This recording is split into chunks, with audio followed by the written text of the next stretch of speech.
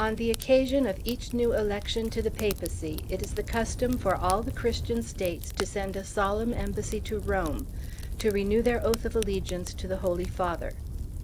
Ludovico Sforza conceived the idea that the ambassadors of the four powers should unite and make their entry into Rome on the same day, appointing one of their envoy, viz., the representative of the King of Naples, to be spokesman for all four. Unluckily, this plan did not agree with the magnificent projects of Piero de' Medici. That proud youth, who had been appointed ambassador of the Florentine Republic, had seen in the mission entrusted to him by his fellow citizens the means of making a brilliant display of his own wealth. From the day of his nomination onwards, his palace was constantly filled with tailors, jewelers, and merchants of priceless stuffs. Magnificent clothes had been made for him, embroidered with precious stones which he had selected from the family treasures. All his jewels, perhaps the richest in Italy, were distributed about the liveries of his pages, and one of them, his favorite, was to wear a collar of pearls valued by itself at 100,000 ducats, or almost 1,000,000 of our francs. In his party, the Bishop of Arezzo, Gentile, who had once been Lorenzo de' Medici's tutor, was elected as second ambassador, and it was his duty to speak. Now Gentile, who had prepared his speech, counted on his eloquence to charm the ear, quite as much as Piero counted on his riches to dazzle the eye. But the eloquence of Gentile would be lost completely if nobody was to speak but the ambassador of the King of Naples, and the magnificence of Piero de' Medici would never be noticed at all if he went to Rome mixed up with all the other ambassadors. These two important interests, compromised by the Duke of Milan's proposition, changed the whole face of Italy. Ludovico Sforza had already made sure of Ferdinand's promise to conform to the plan he had invented, when the old king, at the solicitation of Piero, suddenly drew back. Sforza found out how this change had come about, and learned that it was Piero's influence that had overmastered his own. He could not disentangle the real motives that had promised the change, and imagined that there was some secret league against himself. He attributed the changed political program to the death of Lorenzo de' Medici. But whatever its cause might be, it was evidently prejudicial to his own interests. Florence, Milan's old ally, was abandoning her for Naples. He resolved to throw a counterweight into the scales, so, betraying to Alexander the policy of Piero and Ferdinand, he proposed to form a defensive and offensive alliance with him and admit the Republic of Venice. Duke Hercule III of Ferrara was also to be summoned to pronounce for one or the other of the two leagues. Alexander VI, wounded by Ferdinand's treatment of himself, accepted Ludovico Sforza's proposition, and an act of confederation was signed on the 22nd of April, 1493, by which the new allies pledged themselves to set on foot, for the maintenance of the public peace, an army of 20,000 horse and 6,000 infantry. Ferdinand was frightened when he beheld the formation of this league, but he thought he could neutralize its effects by depriving Ludovico Sforza of his regency, which he had already kept beyond the proper time, though as yet he was not strictly an usurper. Although the young Galeazzo, his nephew, had reached the age of 22, Ludovico Sforza none the less continued regent. Now Ferdinand definitely proposed to the Duke of Milan that he should resign the sovereign power into the hands of his nephew, on pain of being declared an usurper. This was a bold stroke, but there was a risk of inciting Ludovico Sforza to start one of those political plots that he was so familiar with, never recoiling from any situation, however dangerous it might be. This was exactly what happened. Sforza, uneasy about his duchy, resolved to threaten Ferdinand's kingdom. Nothing could be easier. He knew the warlike notions of Charles VIII and the pretensions of the House of France to the kingdom of Naples. He sent 2 ambassadors to invite the young king to claim the rights of Anjou usurped by Aragon, and with a view to reconciling Charles to so distant and hazardous an expedition, offered him a free and friendly passage through his own states. Such a proposition was welcome to Charles VIII, as we might suppose from our knowledge of his character. A magnificent prospect was opened to him as by an enchanter. What Ludovico Sforza was offering him was virtually the command of the Mediterranean, the protectorship of the whole of Italy. It was an open road through Naples and Venice that well might lead to the conquest of Turkey or the Holy Land, if he ever had the fancy to avenge the disasters of Nicopolis and Mansoura. So the proposition was accepted, and a secret alliance was signed with Count Charles di Belgio-Jassa and the Count of Cajazza, acting for Ludovico Sforza, and the Bishop of St. Malo and Seneschal de Beaucaire for Charles VIII. By this treaty it was agreed that the King of France should attempt the conquest of the kingdom of Naples, that the Duke of Milan should grant a passage to the King of France through his territories and accompany him with 500 lances, that the Duke of Milan should permit the King of France to send out as many ships of war as he pleased from Genoa.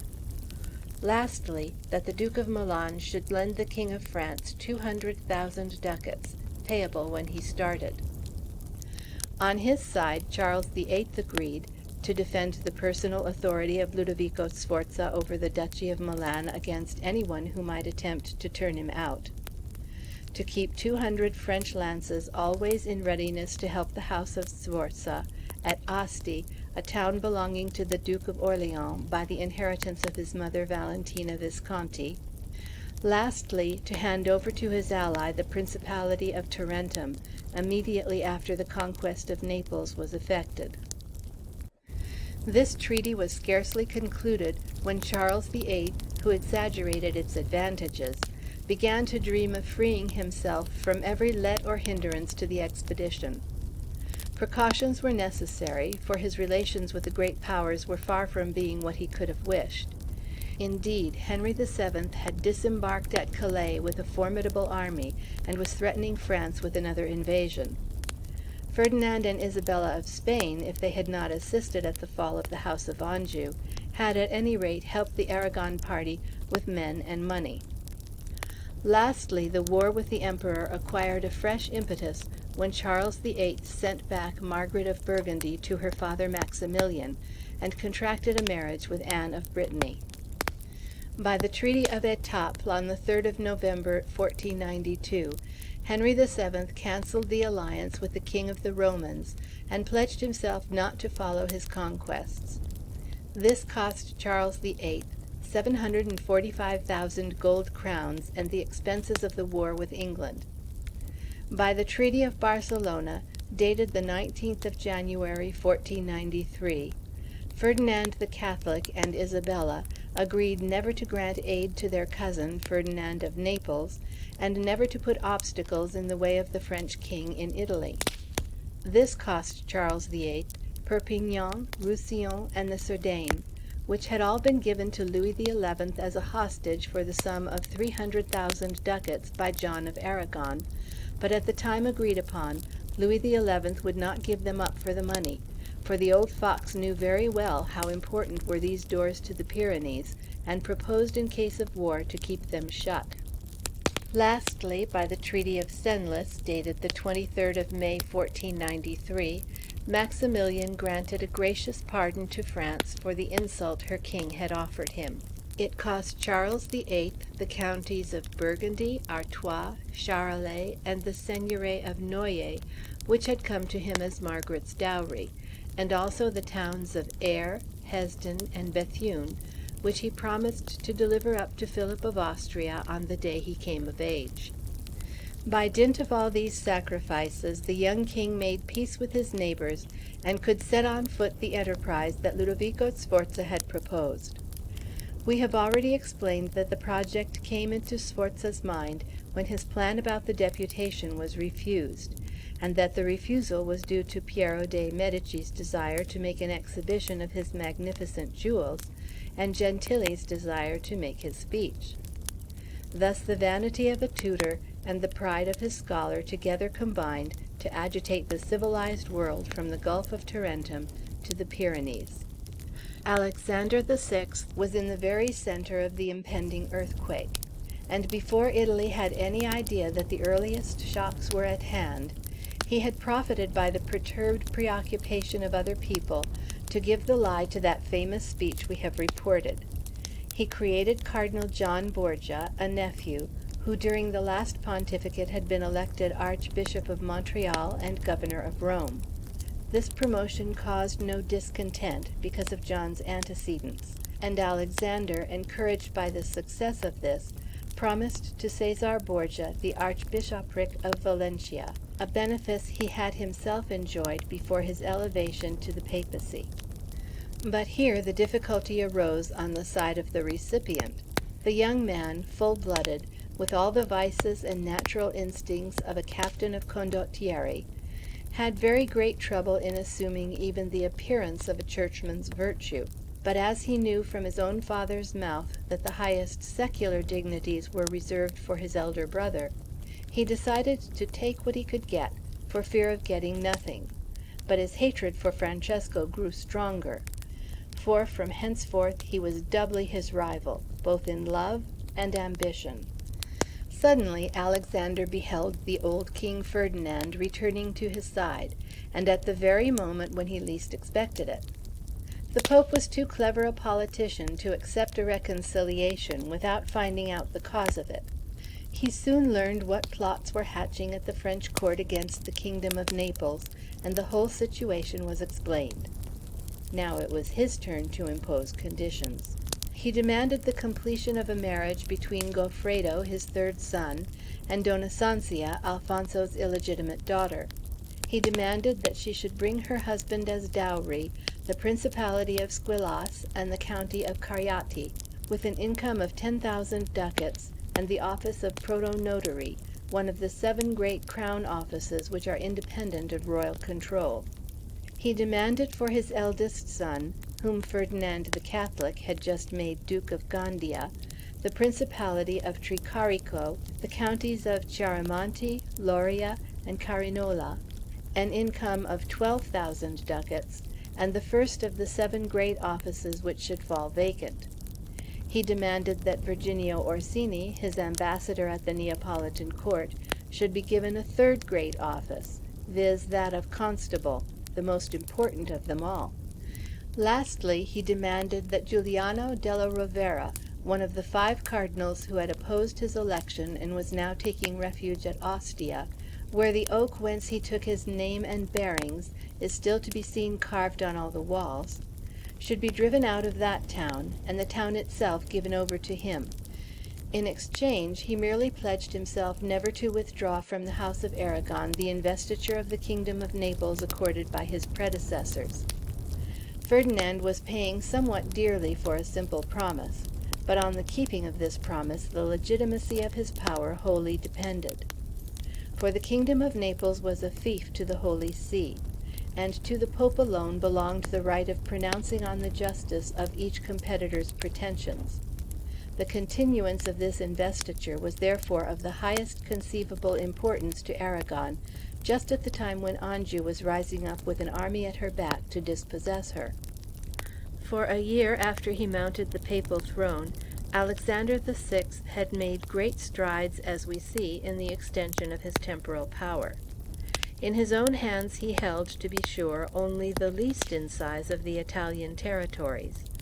But by the marriage of his daughter Lucrezia with the Lord of Pesaro, he was stretching out one hand as far as Venice, while by the marriage of the Prince of Squillace with Dona Sanzia, and the territories conceded to the Duke of Gandia, he was touching with the other hand the boundary of Calabria. When this treaty, so advantageous for himself, was duly signed, he made Caesar Cardinal of Santa Maria Novella, for Caesar was always complaining of being left out in the distribution of his father's favors. Only, as there was as yet no precedent in church history for a bastard's donning the scarlet, the Pope hunted up 4 false witnesses who declared that Caesar was the son of Count Ferdinand of Castile, who was, as we know, that valuable person, Don Manuel Melchior, and who played the father's part with just as much solemnity as he had played the husband's.